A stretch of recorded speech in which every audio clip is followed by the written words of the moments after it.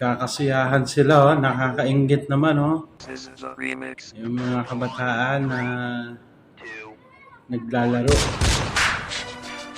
ng soccer sa baba. Yan po, oh. Actually, yan po ay sa school na kung saan kaya sila dyan naglalaro kasi alam nila yan. So, good night. Anyway, ayan. Isang mapayapang gabi po sa ating lahat. Alhamdulillah at tayo nabigyan na naman ng pagkakataon na binigyan tayo ng isang magandang panahon ngayong araw at gabi. So, salamat sa ating nag-iisang Diyos na makapangyarihan at pinakamahal. Soon after. So, ayan na nga, mga kapobre. Chef TV.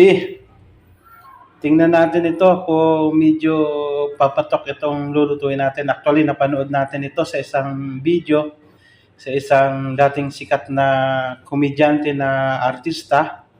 So, gagayahin natin. So, ang tawag niya dito ay budbud. So, ayan guys. Nag-prepare na po ako ng aking lulutuin. Pakitignan po natin. Ayan. Sibuyas leaves or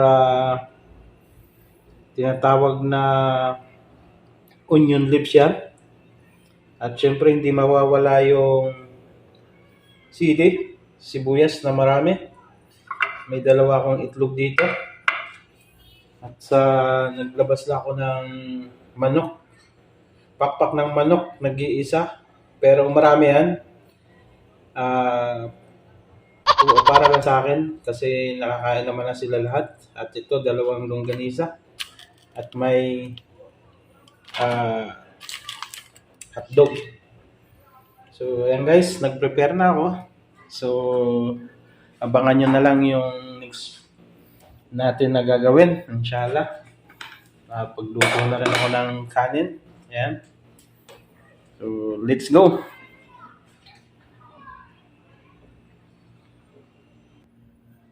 So, ayan na nga.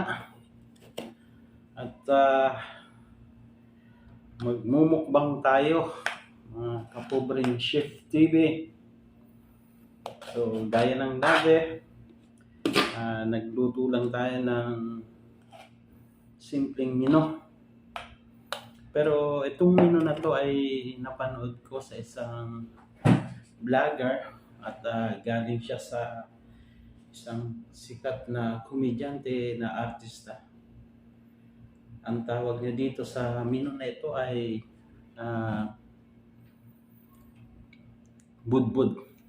So dahil budbud, titingnan natin. Ito yun.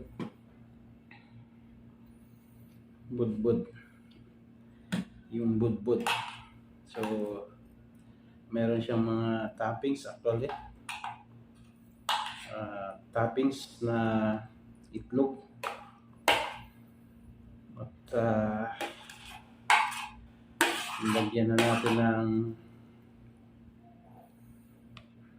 sili, dahon ng sibuyas, at syempre kasama yung mga itatoppings natin. So, kumuha tayo ng 2 longganisa. Lalagyan natin sa taas. Hotdog po. At nagprito lang tayo ng isang manok. Pakpak ng manok. So, ayan mga kapobre. So, at dahil dyan, lalagyan natin siya ng konting palaman.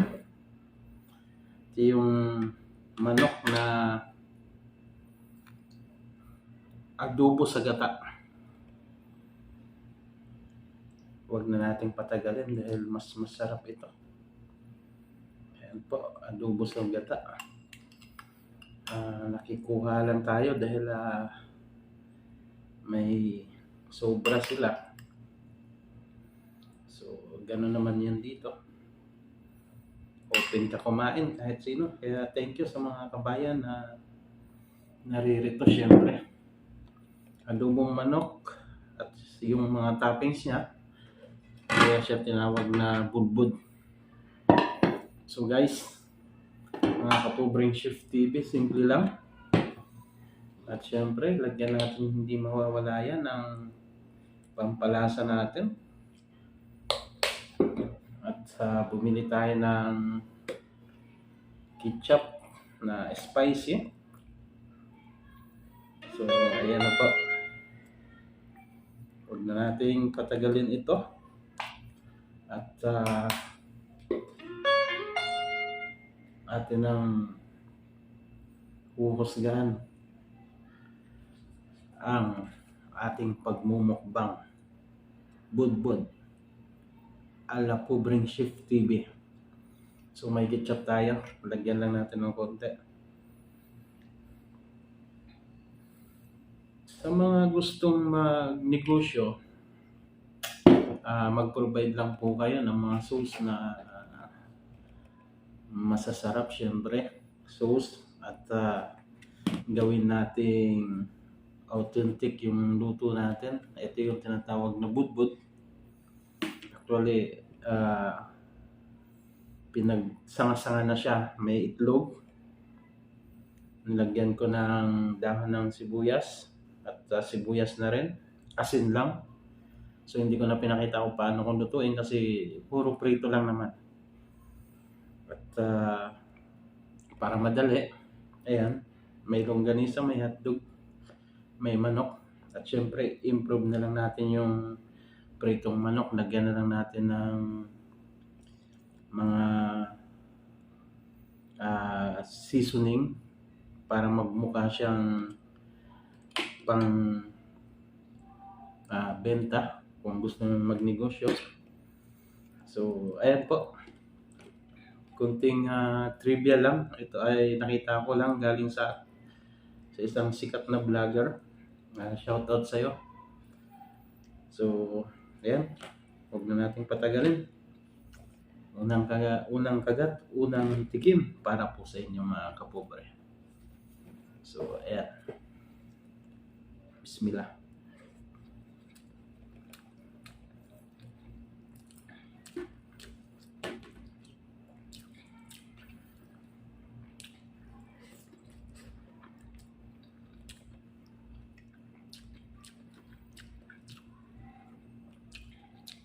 May budbud na sinasabi na yung may sabaw. Pero ito, mas the best yung walang sabaw. Dahil kung maglalagay ka pa ng sauce, gaya ng mga paborito nyong timplahin, okay na po yun. Gaya ng mayonnaise or may garlic flavor, ketchup.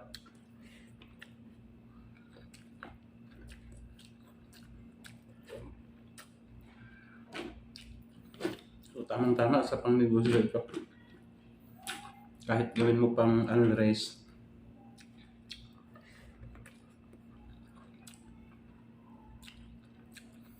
siyempre, pag sinabing budbud, araw-araw, iba yung menu, iba yung may pagpipilian ng mga customer, pwede.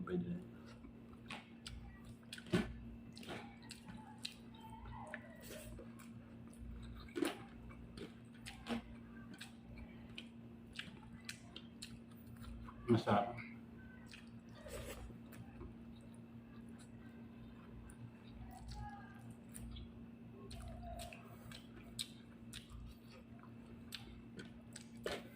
Masarap siya mga kapobre. So ayan po. Huwag na natin patagalin. Kung nagbabala ka ng isang business, papatok, maaaring ito isa sa mga maganda.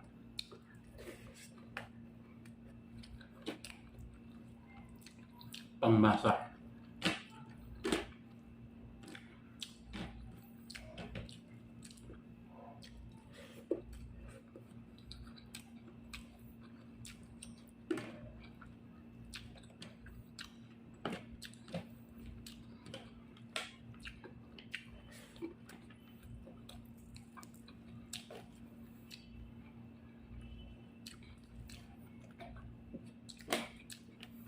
Dahil po, sa totoo lang, si Pobreng Chef TV ay ito yung mga pinaka-paborito niya. Longganisa,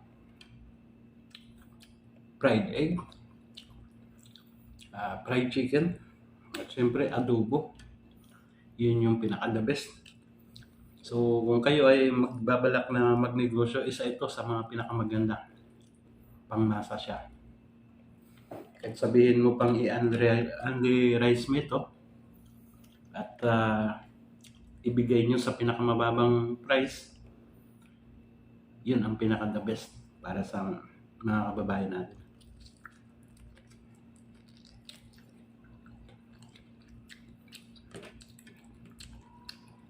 Masarap. Masarap itong pritong manok lang. Plain. Hindi ko na siya nilagyan ng mga kung ano pa. Dahil pang sarili lang naman.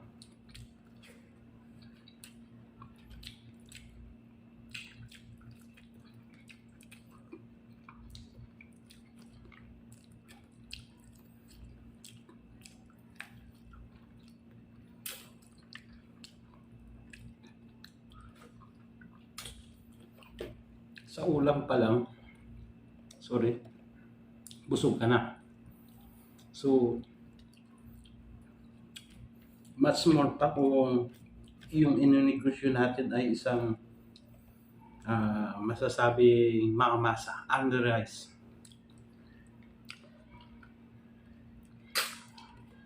Sa murang halaga, sigurado, dadagsain po tayo ng mga customer.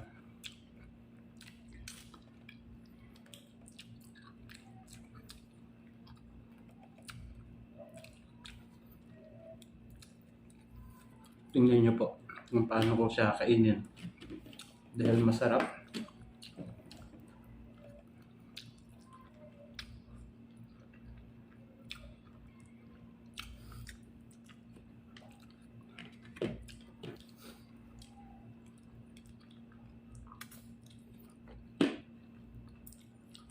Talaga naman.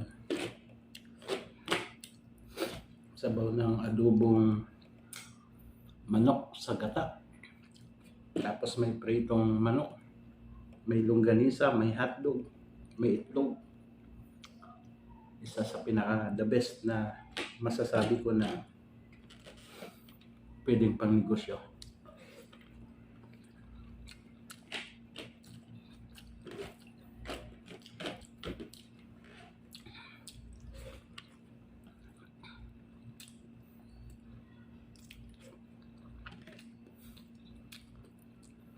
Yan guys ha, hindi lang simpleng pinggan itong ginakainan ko. Siyempre malaki yan kasi tinatawag ko itong mukbang.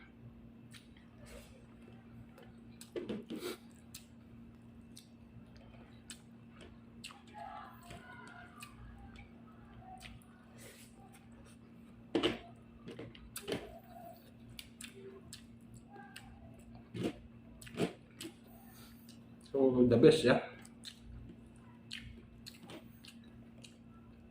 Budbud ala Pobreng Chef TV.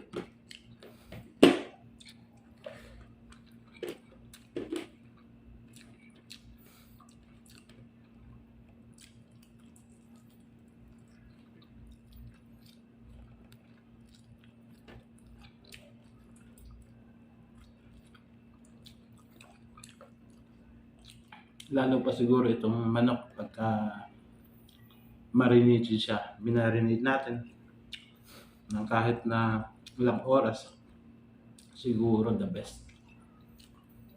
Wala na akong masasabi. Sabi ng mga kaibigan ko sa audio. So, yan. At yun na nga.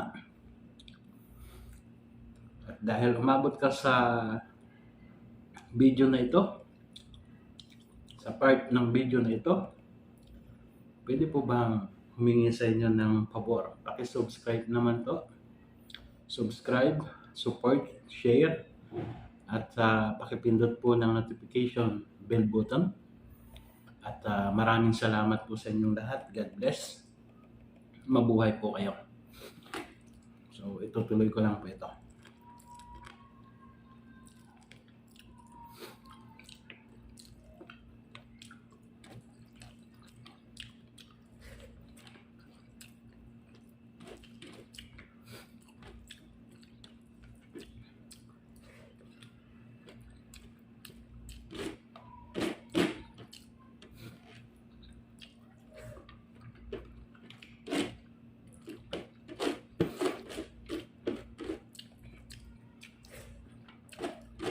Sarap.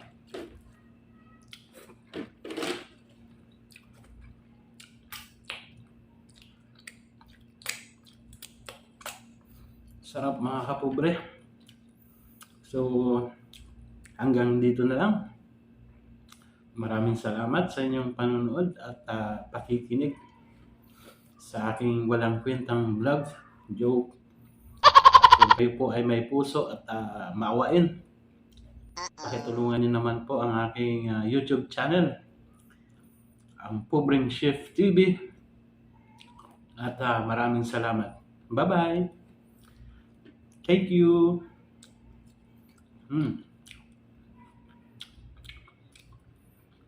Bye. Bye. Bye. Bye.